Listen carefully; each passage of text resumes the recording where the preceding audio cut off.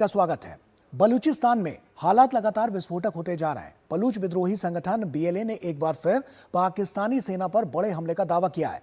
हालांकि पाकिस्तान की ओर से इस दावे की आधिकारिक पुष्टि नहीं हुई है, लेकिन लगातार हो रहे हमले पाकिस्तानी सेना के सामने गंभीर चुनौती बनते जा रहा है। सवाल यह है कि आखिर बलूचिस्तान में सेना बार बार विद्रोहियों के निशाने पर क्यों आ रही है, और क्या बलूचिस्तान में बढ़ता असंतोष पाकिस्तान के लिए एक बड़े राजनीतिक संकट का संकेत है। इस पर देखिए ये खास रिपोर्ट।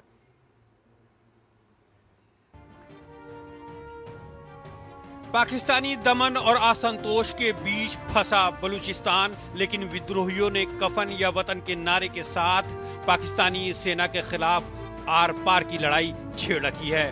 हर गुजरते दिन के साथ बलूच बागियों का हमला पहले से कहीं अधिक भयावह और खूंखार होता जा रहा है। बलूच लिबरेशन आर्मी का ताज़ा दावा पाकिस्तानी सेना के लिए किसी शर्मिंदगी से कम नहीं है। अभी प्रांत के ज़ियारत और दूसरे इलाकों में हुए हमलों में मारे गए सैनिकों का शव ठीक से उनके घर भी नहीं पहुंचा था।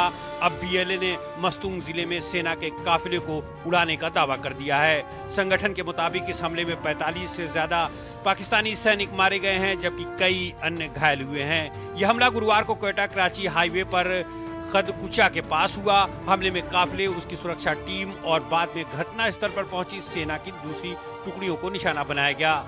इस हमले को संगठन के फतेह स्क्वाड ने अंजाम दिया है। हालांकि पाकिस्तानी सेना की तरफ से हमले की आधिकारिक पुष्टि नहीं की गई है। बीएलए का दावा है कि मुठभेड़ अभी जारी है। अभियान खत्म होने के बाद पूरी जानकारी उपलब्ध कराई जाएगी।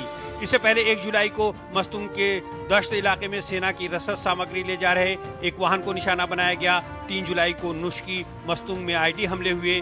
इसके बाद किच, नुश्की और खुजदार में पाकिस्तानी सुरक्षा बलों को निशाना बनाया गया। इन दावों के आधार पर सवाल उठता है कि आखिर पाकिस्तानी सेना इतनी आसानी से शिकार कैसे बन जाती है।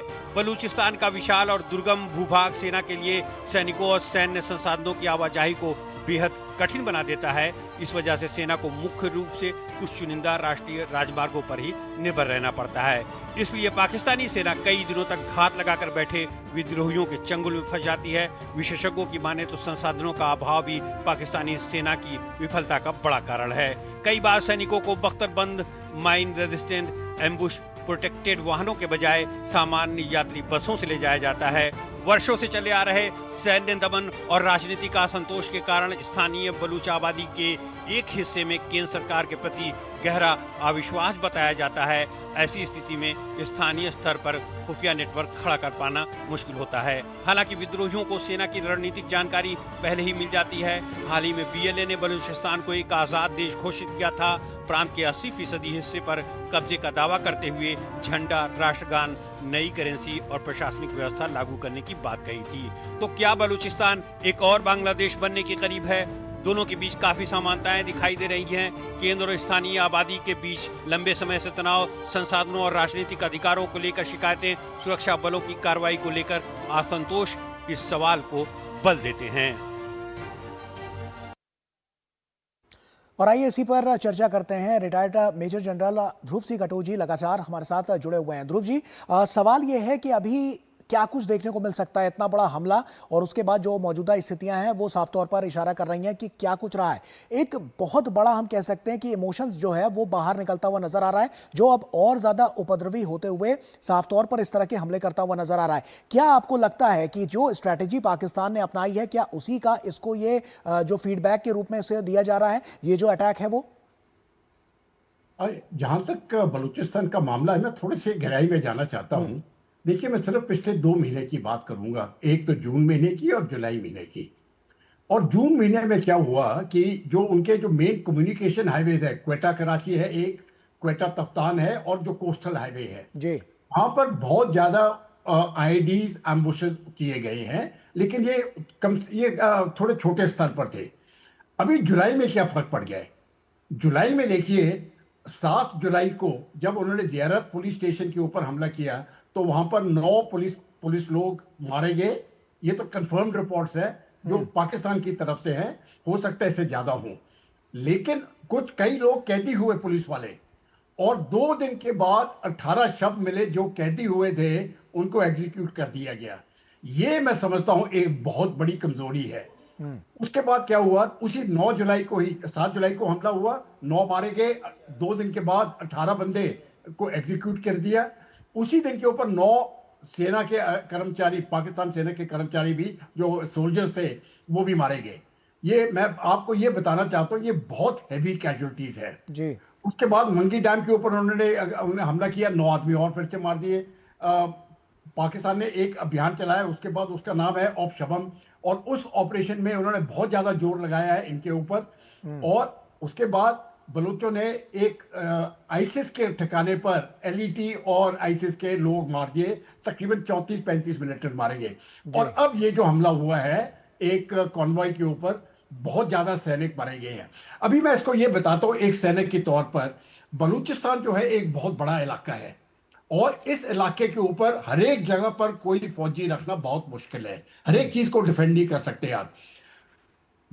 ये इन जो बीएलए के लोग हैं, इंसर्जेंट्स इनको ये बोलते हैं, इनको कैसे मालूम पड़ रहा है कि ये पाकिस्तान की फौज यहाँ से आ रही है?